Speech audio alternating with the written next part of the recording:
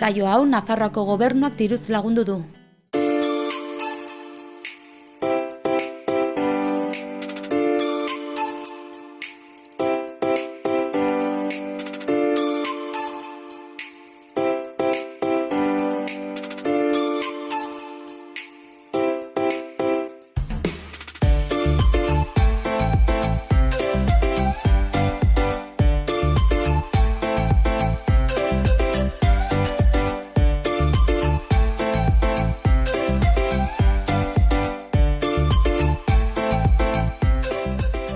Gaurkoan, Baztaneko bailarara hurbildu gara, zehazki Otsondoko lepora. Hemendik Alkurruntz mendia igoko dugu, guztira 4 kilometro aterako zaigunak. 2 kilometro igo eta beste 2 jaitsi. Aldapa maldatxoak izango ditugu bidean barna eta trikuarriak eta tumuluak ikusteko aukera izango dugu. Ekingo diogu martxari. Alkurruntz mendia, Nafarroa garaiko mendia da. 934 metro ditu, eta Alkurruntz legateko mendilerroan kokatzen dugu. Zehazki, Baztan bailara eta Otsondoko lepo artean. Gure ibilbidea, Otsondoko aparkaledutik hasiko dugu. Guztira, 4 kilometro aterako zaizkigu, eta 400 metroko desnibel osatuko dugu. Lehen eta behin, bidean barna, Hartzubietako mendilerrarekin topatuko gara. Bertatik Alkurruntz lepora iritsiz. Ondoren, gotorliku izan zen bunker batekin topatuko gara, eta metro eskas batzuetara tontorrarekin. Alkurruntz mendiaren ibilbidea laburra eta erraza da. Ideala, famili eta ume zen gazteekin egiteko. Eta nola ez, ezin hobea Baztaneko zonalde honek pilatzen dituen menir, trikuarri eta tumuluak ezagutzeko eta disfrutatzeko aukera ere. Kotxea aparkalekuan utziko dugu, zehazki Otsondoko lepoan. Eta hemendik bidegurutze honetara kilometro bat izango dugu errepidean barna. Hemendik ikusten duzuenez, Alkurruntz kartela ikusiko dugu eta bertatik pista jarraituko dugu. Hemen gaurko egunean eguzkia gogortxo ematen du. Beraz, krema eman edo motxilara krema sartu. Bai? Ura hartu bidean ez dakigu iturririk aurkituko dugun edo ez. Baina bada ezpada, hor lepoan, iturrian, ura bete eta motxilara. Bagoaz aurrera.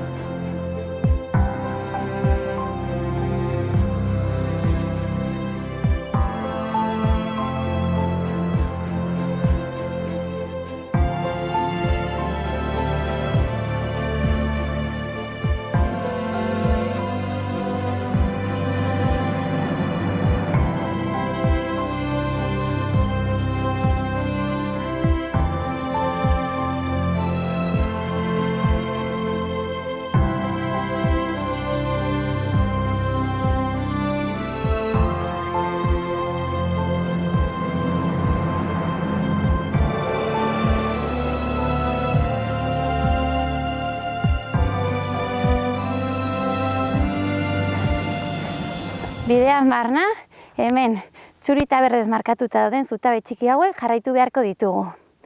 Hemen hasieratik tontorreraino jarraituko ditugu. Bagoaz!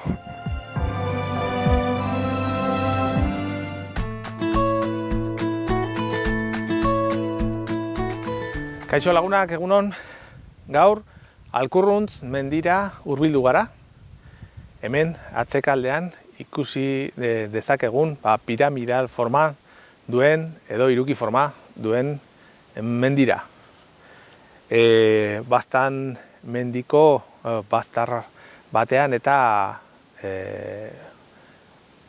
Baztan ibarreko bista izugarria duen mendatera hurbilduko gara eta saiatuko gara zuenganatzen haren paisaia, haren landaredia eta bertatzen edo gerturatzen diren animaliak.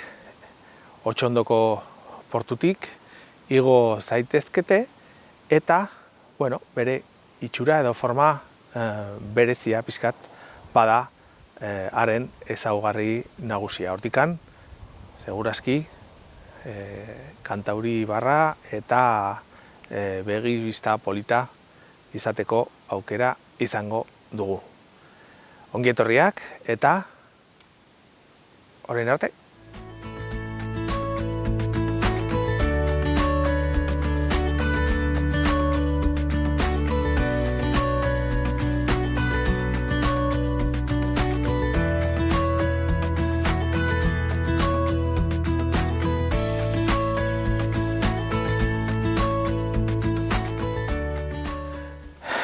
Alkurnuntz mendiaren ezaugarri bat bada larretaz inguratuta dagoela.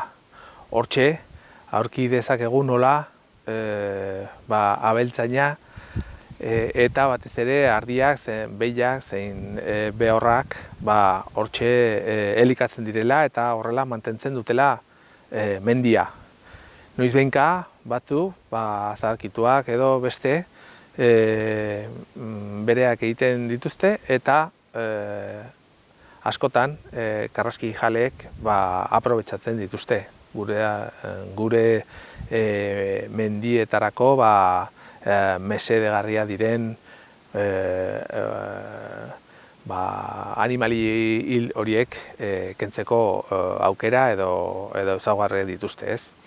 Hementxe eman dugu animalia hil horien ezurrekin edo aztarnekin eta fijatzen bazarete hementxe ikus dezakegu pixkat animaliaren aztarn horiek. Segurazki saiarrek haragi guztia jan egin dutela eta bakarrik aztarna hauek edo ezur hauek geratzen dira. Bakarrik karraski jaleen zikloaren azkeneko pausua faltan dago, izango litzatekela ugatza edo sai bizarduna etortzea eta ezur hauetaz elikatzea. Askotan, orain ezur hauek badira bere tamainaren gustokoak eta handiagoak direnean egiten dutena da ezur horiek hartu, igo eta haiek dakiten lekuetara eraman, jauzi, bota, hautsi eta ezurraren muina jan.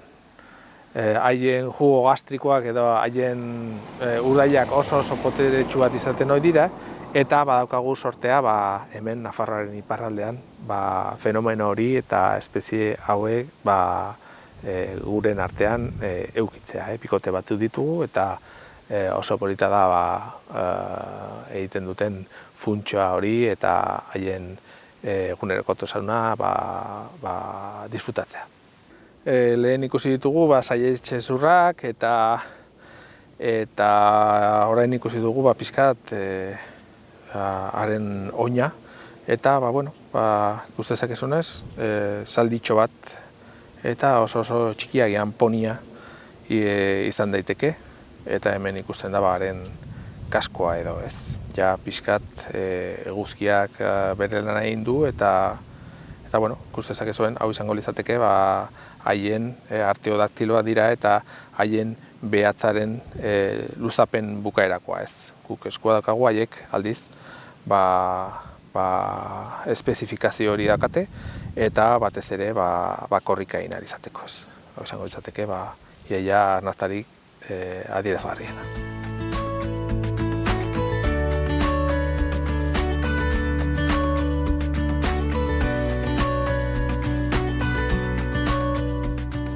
Alkurruntzen iparraldeko maldetan, oraindikan basoa daude.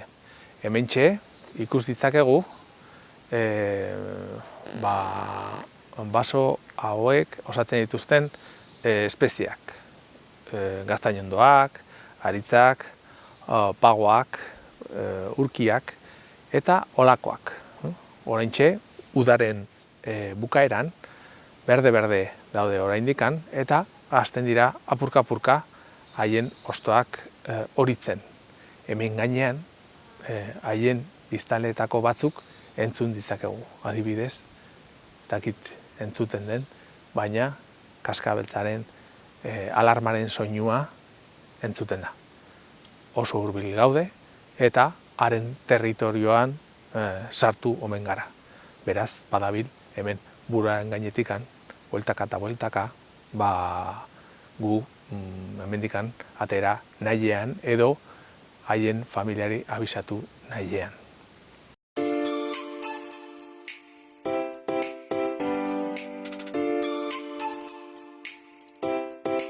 Gaurko saioan Azpilkueta herria ezagutuko dugu. Azpilkuetako herriak 180 bat biztanle ditu eta baita 5 auzo. Alde batetik, Arribiltoa, baita ere Zuaztoi, Apaioa, Urrasun eta baserri batzuk orabidean. Oraintxe bertan, Sartolako errotak hemen ditugu, hemen inguruan, eta bi errota eder hauek Azpilkueta eta Zuaztoi auzoaren artean kokatutak daude.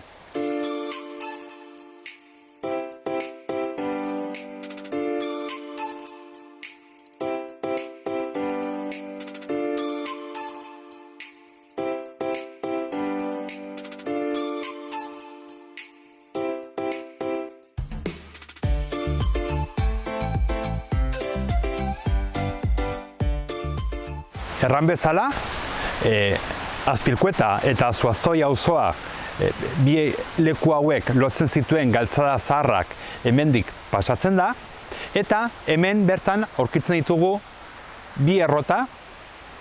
Errota hauek ederrak izateaz gain, aski interesgarriak dira, bi errotak osatzen dute olako konplexu bat, non eta gaineko aldean presa erraldoi bat zegoen, baita hor ura biltzen zen laku txiki bat, eta gero ura hori bilduta ondoren, lehenbizik ura gaineko errota mugitzen zuen, eta kanal batek beste bigarren errotara ekartzen zuen ura bigarren errota hau mugitzeko eta funtzionamenduan jartzeko.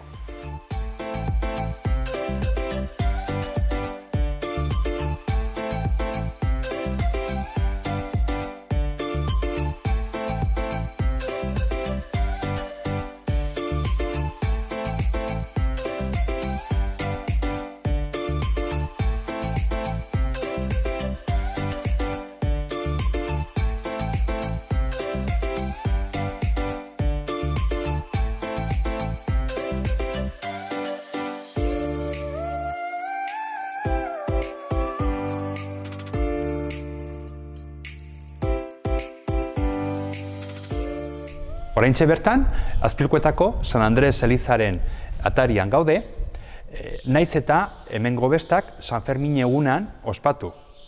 Hemendik kurtitzakegu bai herriko etxe ederrak eta dotoreak, batez ere erraldoiak, eta baita hemendik daukagu behatoki eder bat, Baztangoizako herriak, eremuak eta mendiak ikusteko.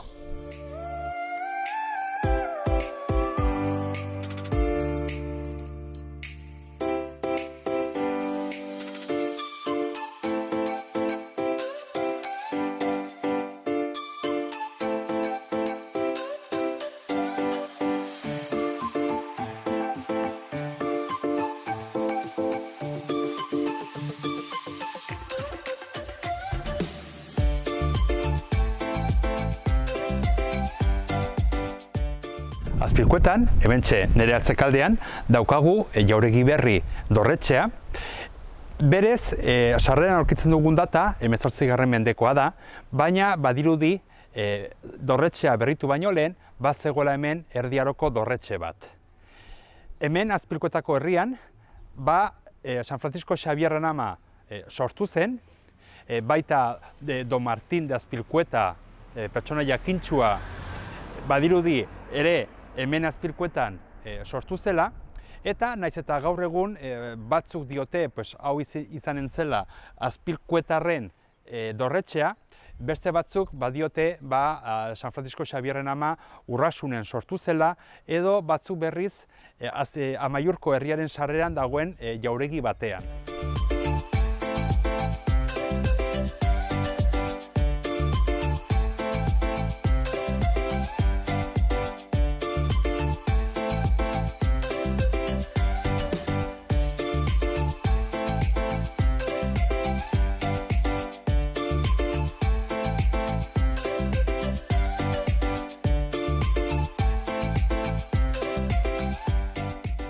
Apaio auzoan baserri ederrak aurkitzen ditugu.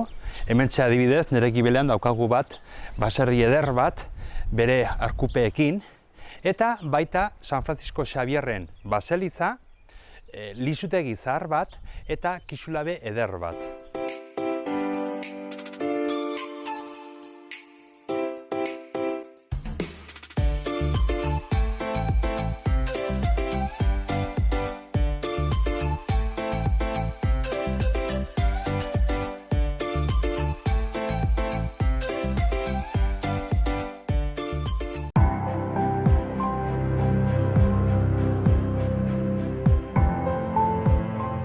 Tontorrera igotzen, marka txuri eta berdeak ez dira asko nabaritzen. Horregatik, gogoratu mendian itua jarraitu ditzakegula tontorrera iristeko. Martxari ekingo diogu.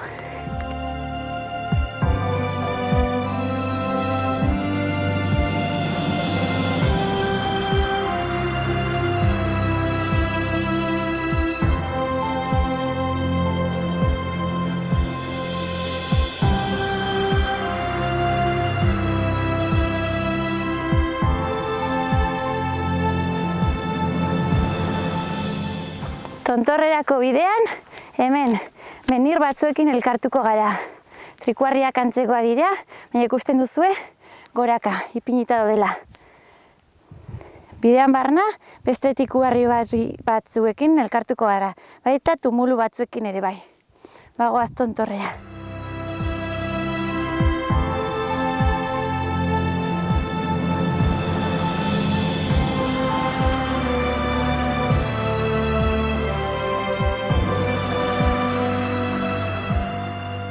Perfecto, hemen iturri batekin topatu gara eta ur pixko bat hartuko dugu.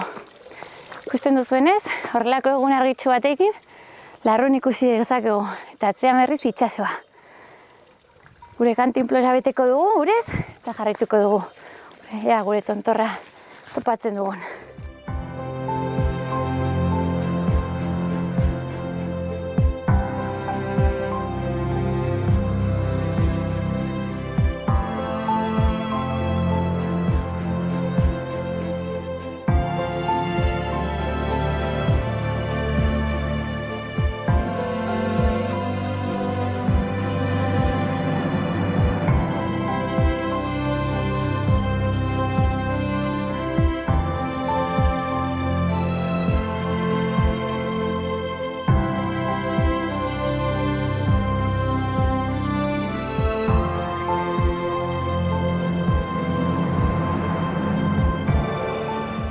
Kuadrilla, iritsi gara Alkurruntz lepora.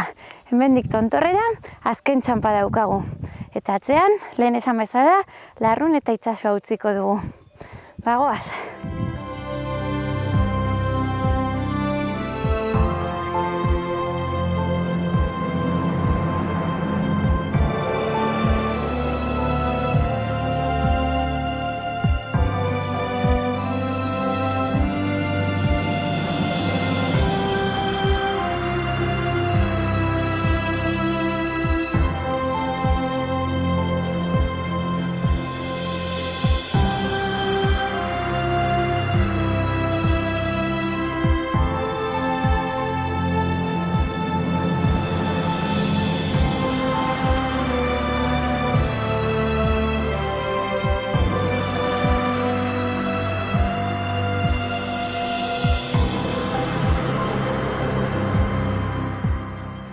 Tontorrera heldu baino lehen, atzean estazio sismiko batekin eta bunker batekin topatuko gara.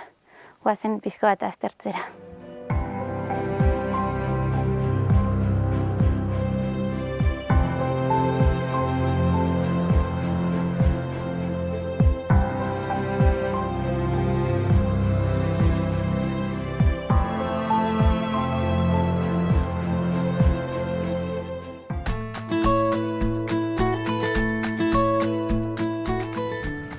Bueno, hau izango litzateke, Otxondoko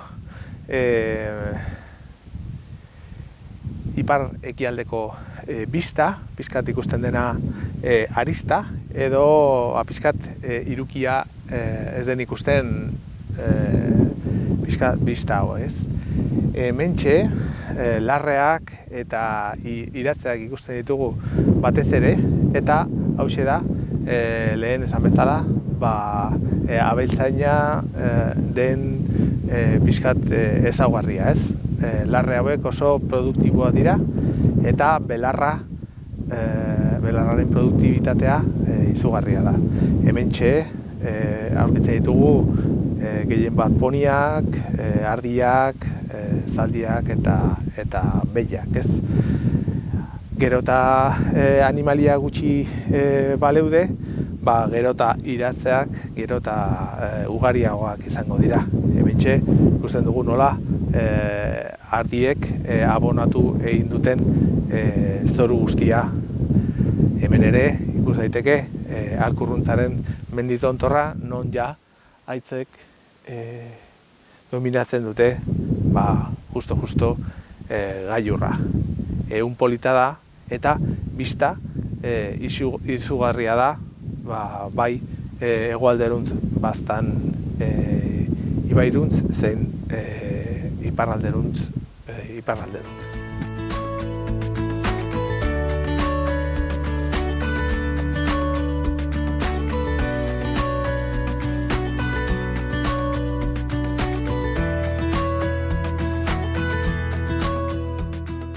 Hemendik, Alkurruntzetik, oso leku aproposa da, buelta osoko bira emateko eta paisaiaz disfrutatzeko.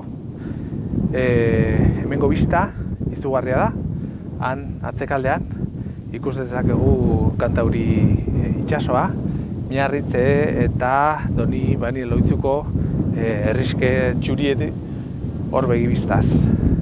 Hementxe, azpikaldean xareta daukagu eta justo azpitikan Donejakueko bastandar bidea ikus dezakegu. Hegoalderuntz bastan ibarra eta hemendik badaleku oso aproposa, adibidez, bai saguzar zein hegaztien eta intsektuen migrazioa hortaz disfrutatzeko. Bai udazkenean, garai hontan, bai udaberrian. Hemen egon gaitezke orain prismatiko batzuekin, ratotxo bat eman gaur egun eguzkitsu honetan, eta haien pasaz edo migrazioaz disfrutatu. Garai hontan, irailaren erdialdean, bai zikuin beltzak, zein arrazno, non, belatz ugari pasatu egiten dira. Bi alboetan, lizaietan eta antxe lindu zen, behatoki moduan ematen dituzte orduak ornitologoek hegaztiak zenbatzen haien populazioak zein ingurumen aldaketara oinarri diren nodun horien mugimendutaz ikertzen.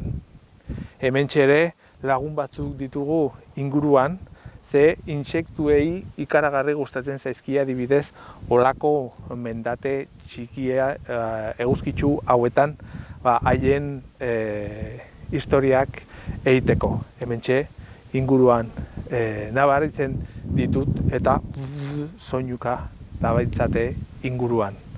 Anima zaitezte eta agian hego haizeko egun txukun batean posibilitatea izango duzue, Finlandia, Suedia edo Norvegiagatik etortzen diren zenbait espezie gure buruen gainetikan ibar berde polit hauetatik zeharkatzen. ikusteko.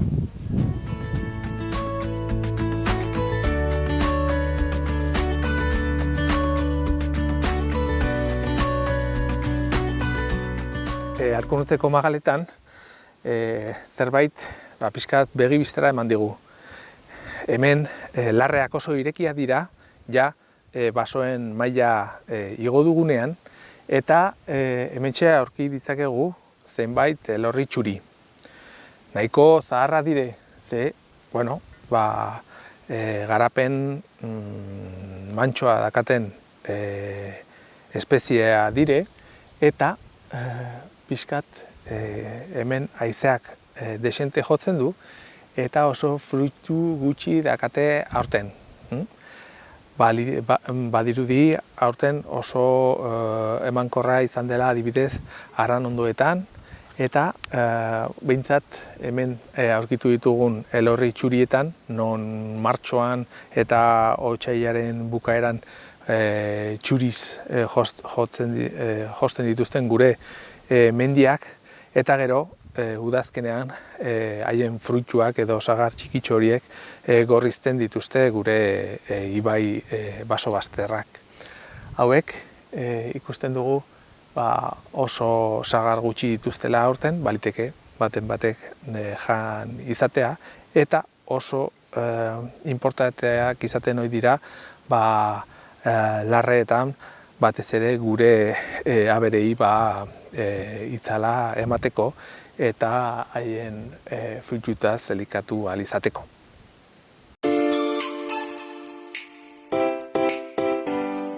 Hementxe gaude, Azpilkueta herriaren inguruan, eta hemen dugu Mikel Altzuart, nekazaria. Oraintxe bertan, hemen gaude zure oiotegiaren ondoan, ezta? Bai. Eta orduan, berez, azpilkotara zara, baino nolabait ere bai hemen ondokoa. Bai, badakizu, aizkundarra edo azpilkotarra izan denek hemendik kanpo bederen erten dugu baztandarra garela, ez? Eta bai, hemen azpilkota hurbilago dut arizkundi baino, egia da, oiotegia hurbilago da azpilkoetatik, baina, baserria, dutaria beti guk ezagutu dugunetik bederen arizkungo egiten da, ez? Eta bai, ni egunero unetortzen naiz, erran daiteke kasik azpilkuetan gehiago nagola aizkunen baino. Bai. Gero, erran bezala, nekazaria zara, eta orduan hemen azpilkuetan, baztan guzian, hainbat mendi ikusten ditugu, mendi zinguratu gaude, eta orduan gaur egun beti erten dugu zenolako garrantzia daukaten nekazariak hemengo mendiak eta zaintzeko eta hemengo paitsaia kulturala gordetzeko, ezta? Bai, eta hala da nekazariak 20. mendean hartu zuen indarrakin, hemen iratzeleko eta uniz moldatu ziren, batez ere behiendako bazka egiteko. Eta, geroztik, igual erran daiteke 21. mendean ja hori behitit horri dela eta orai dagola honi bertze atera bide bat emateko premian edo beharrean, ez? Eta zeren lehenago baserri gehienetan, borda gehienetan jendia bizi zen, eta mendietako borda horietan eta baserrietan lan egiten zen, baina gero eta gutiagoa izenez makinekin harremana, lurrarekin dagoen harremana eta mendiarekin dagoen harremana galtzen ari da, eta ez da garai batekoa, ez? Gero eta gutiago bizi gara mendian, hori ikusten da basa piztiekin edo, basa berekin ikusten da, ez? Orain azeriak hurbiltzen dira, basurdiak ere bai, lehenago jende gehiago baginen mendian ez ziren hain eiz hurbiltzen, eta gero lehenago oinez ibiltzen zen jendea, ez? Eta orai berriz autoan, ez? Orduan zu pasatzen altzara autoan zapelatz baten ondotik eta ez da muitiko ere badaki, arek badaki autoa ez dela arriskoa beretako, ez? Eta lehenago pentsatzen du zapelatzak neurri bat izango zutela beti urruntxagokoa jendia ikusi ezkero, ez? Bai. Gero baita, mendizaleak baztanera etortzen dira, hemen inguruko mendiak eta ezagutzera, eta ikuspegi ezberdinak dira, ez? Mendizalearen ikuspegia eta nekazariaren ikuspegiak edo biak berdintsuak dira? Bai, erten da batek inoiz ez duela apreziatzen zer duen, ez? Edo beti egunero bizi duen hori igual ez dela apreziatzen, edo ikuspegi beti diferentia, beti nahi dugu bertzeak duena edo nahi ez duguna, abere guziena da, ez? Jatekoakin ere pasatzen da, eta bai, desberdina da ikuspegia mendian lan egiten denarena edo mendian pasaietara edo egun pasa gaten denarena, biztan da. Mendian ere landaketetan eta garbiketetan ere aipik izan gara, eta orduan, zure lanbide, nahiko lanbide baldintza meteorologikoak eta egunak ere ez dire denak gaur bezalakoak izaten, eta hor egunero edo lan egin behar zenean, ez da hain agradablia egiten, ez? Eta mendira joaten denarena, ezagutzen du mendi hori, badaki nondik hilen behar den, egin du aitzinetik prestakuntza bat, eta badu ezagutza bat, ez? Mendigo izalek badute ezagutza bat, bideak ezagutzen dituzte eta mendiretara nondik joan behar den. Eta hori nekazariak ezagutzen du berak lantzen dituen eremuak, ez? Eta garai batean aberekin lan egiten zen, orain tratoreakin, baina zu joaten zara zure tokietara eta lanera da, eta behar bada ez dituzu hain ongi ezagutzen hemengo mendiak etzarelakoz. Nera matxi zenak, ertenzion aitatxi zena, etzela zoaztoi ere ezagutzen da, adibide bat. Bertako nekazariak igual ez ditugula hemengo mendiek ezagutzen, eta ez garelako zibili, ez? Bakotxak ezagutzen du bere lantokie, eta gero gure egia da lan ezaugarriengatik lan lotu xamarra da, eta hola, hirietako mendizalek edo herritako mendizalek asteburu oso hartu Pirinioetara joateko edo zuk normalean ez duzula aukera horiek izaten, ez? Beti ere, etorkizuneko nekazaritzak ere hori kontutan izan beharko du, bizi baldintza hobeak beharko direla langilendako eta baitaren nekazariendako. Eta asteburua libratu behar duen nekazari egon daiela mendire gateko edo nahi duena egiteko, ez? Hemen inguruan ikusten ditugu hainbat landa, oianak, baita ikusten dugu inguruan dauden mendietan baita ikusten ditugu hainbat zuhaitz, hainbat iretzia mozteko lekuek edo iretze lekuek eta hau hemen baztanen gainera daukagu olako sortea, ez? Zertaz, hemengo lur eremuaren 80% komunala da. Bai, lur udalerria handia da baztan, mendi zinguratua dira herrietako baileak, eta horrek egiten du paisaje natural eta kultural hori, baina kontutan hartu behar dugu neurri batez iragana dela, ez? Gaurko realitatea ikeragarri urbanistikoa da, ez? Ikeragarri hiritarren bizimoduarena da, teknologiek distantziak murriztu dituzte, eta batzutan ez gaude gure tokian, ez? Gaude bertzen onbait. Pantailetan gaude, orduan aldatu da gure funtzionatzeko modua, ez? Neurri handi batean. Lurrarekin bizitziak eran nahi zuen garai batean, zuk erran duzu, hemengo mendietan zuhaitzak eburtako erabiltzen ziren, baserri gaietan uturri bero egiteko iturria hori zelakoz, eta gero hazienda bazkalekoak ere iratzea utzi xamarra dago, ez? Lehenago inorkitako ibiltzen zen, eta jarduera baten paisaia zen lehenagokoa. Orain berriz urte gutxitan hauniz galtzen nahi gara, ikerare galtzen nahi gara, orduan ez gara orainiko ohartu etorkizuneko nekazaritza ez da lehenagokoa bezala izaten al. Eta lehenagoko eskemekin segitzen dugu, eta lehenagoko eskemekin segitu behar dugu dinamika berean, ez? Bertze eskema batekin lan egin behar da gaur egungo, egin behar du gaurko egungo nekazaritzak, eta hiritarren urruntasun hori problema handia da. Urruntasuna handia dago lurrarekiko, eta lurrak lotzen gaituena da nekazaritza. Eta lurrarekin ez dago lotzen denbora libreak edo aixiak, ez? Ez dago lotzen lurrarekin, mendizalutasunak ez dago lotzen. Lurrarekin eta mendiarekin lotzen dago han bizitziak eta han lan egiteak. Eta hori galdu dugu, eta orain erten da orain horren ondorioz, gaurko bizi modu industrial eta teknologikoak bioaniztasun hori akitzen ari duela, ez? Hori normala da, 20. mendea zen plastikoaren mendea, eta 21. mendean egara ondorioak ikusten toki guztia plastikoz betea daudela. 21. mendea da gailu elektronikoen mendea, eta istente ikusiko dugu toki guzti, iskin guztiek gailu elektronikoz beteko direla. Zergatik, produzitu egiten direlakoz, eta ez direlakoz deusezten, ez?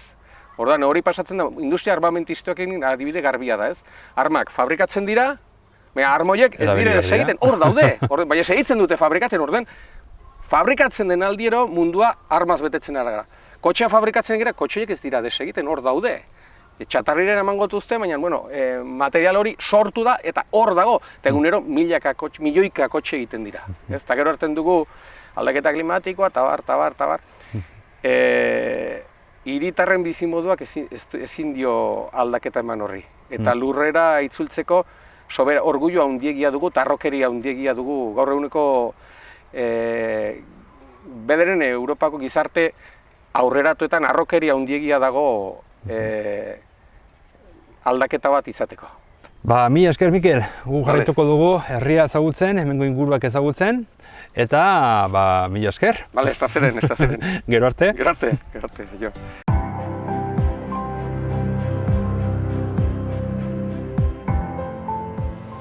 Iritsi gara gure gaurko tontorrera, Alkurruntz mendia, zehazki 954 metrota dagoena. Ibilbidea Atxondo lepotik hasi dugu, bertan aparkatu dugu kotxea eta poliki pista batetik eta larretik barna Alkurruntz lepora iritsi gara. Bertatik tontorrera gotorleku batekin topatu gara, eta hementxe gaude tontorrean. Hemen, atzean larrun daukagu, itsasoa ere ikus dezakegu, eta noski Baztaneko bailara osoa. Hemendik Legati mendia, auza daukagu, eta atzean berriz, Atxuri, Ibanteli ere utzi ditzakegu. Besterik gabe, gure bultako ibilbidean, mendia edo tontorra inguratuko dugu, eta berriz ere, Menirretik edo Trikuarritik pasatuko gara. Bertatik berriz, Otxondoko lepora ailegatuz. Bagoaz.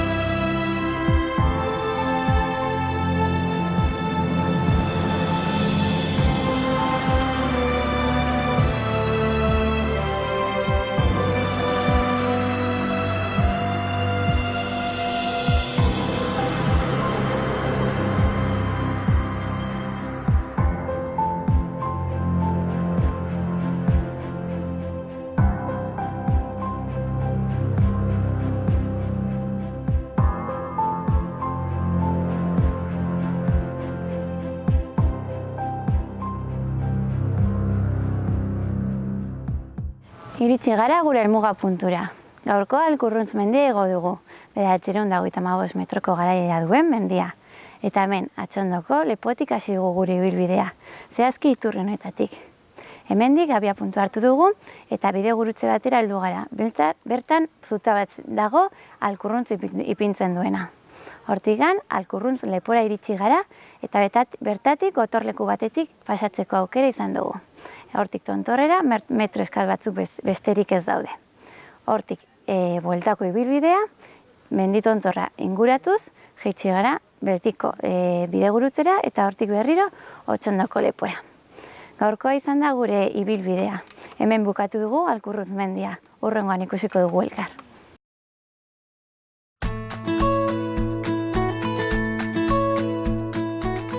Alkurruntz igotzen geundelarik eta migrazioaren sasoi honean gaudenez, justo gainetikan arrano txiki bat pasa zaigu, ja, ikusi dugu nola korronte termiko bat hartu duen eta hegoalderuntze migrazioarekin jarraitu duen.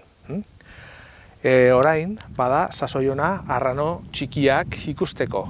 Ez bakarrik txikia, baizik eta adibidez, arrano arrantzaleak, arrano zugejaliak, eta orain berez ikusi duguna, arrano txikia zen. Hemen, Nafarroan eta Euskal Herrian baditugu sarritan ikusten diren 3 arrano txuri.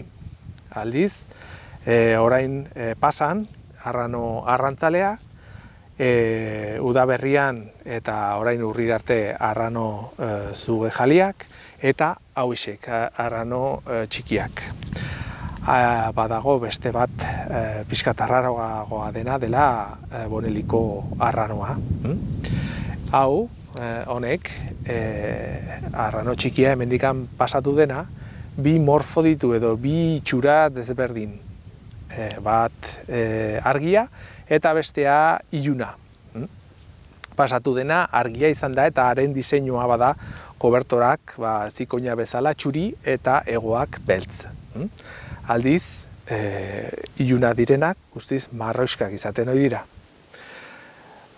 Distantzian desberdintzatzeko oso esanguratsua da bueltaka aritzen direnean haren koberturak oso disdiratsuak izaten direla.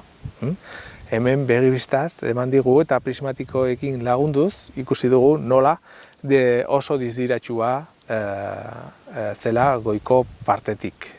Hauexek batzuk Alicanten eta Almeria aldean pasatzen dute azkeneko alditan negua.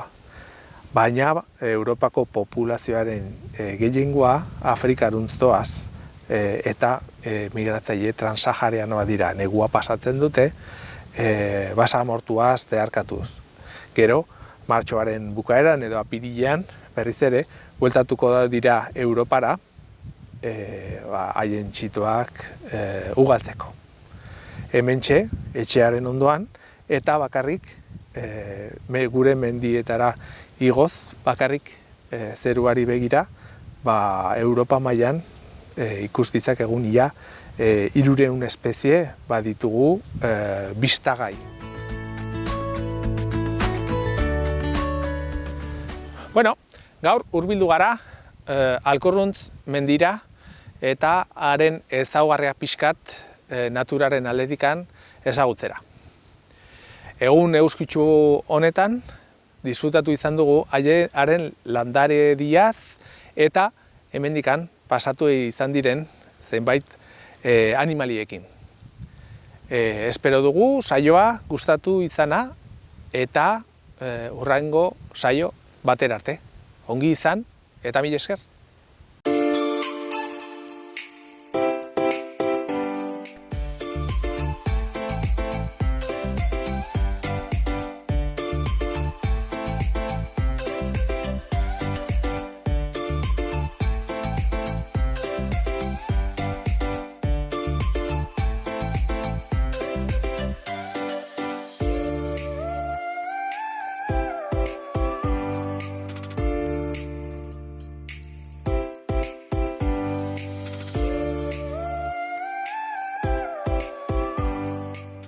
Azpirkuetan aurkitzen dugun ondare etnografikoa arras aberatsa da. Alde batetik ikusi ditugu txartolako errotak, baita ere hemen inguruan badaude hainbat lisutegi edo garbilekuak. Hemen ere gibelean daukagu kisulabe bat, hementxe kisuarria egosten zen eta kisua sortzen zuten. Kisua hemen bertako inguruko landak ongarritzeko eta baita ere eraikuntzan erabiltzen zena.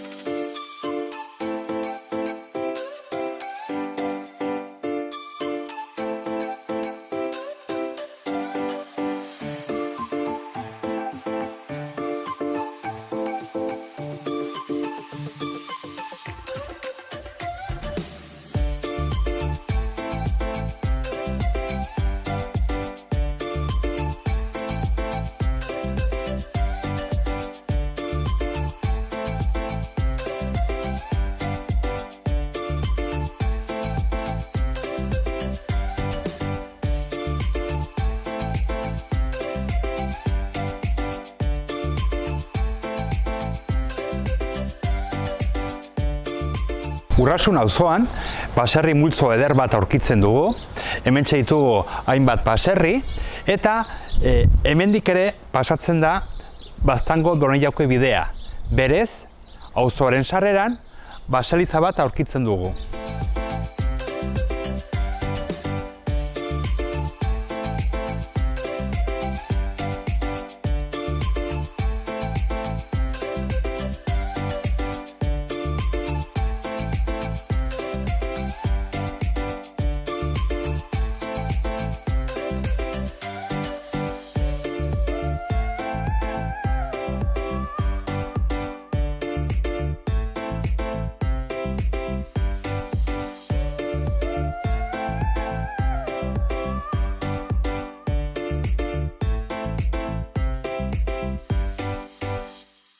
Oraintxe bertan, Zuaztoi auzoan gaude, eta bertan hainbat baserri ikusten ditugu.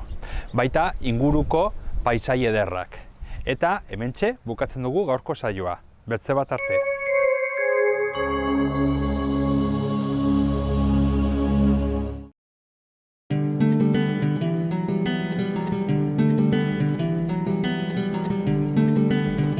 Saio hau Nafarroako Gobernuak diruz lagundu du.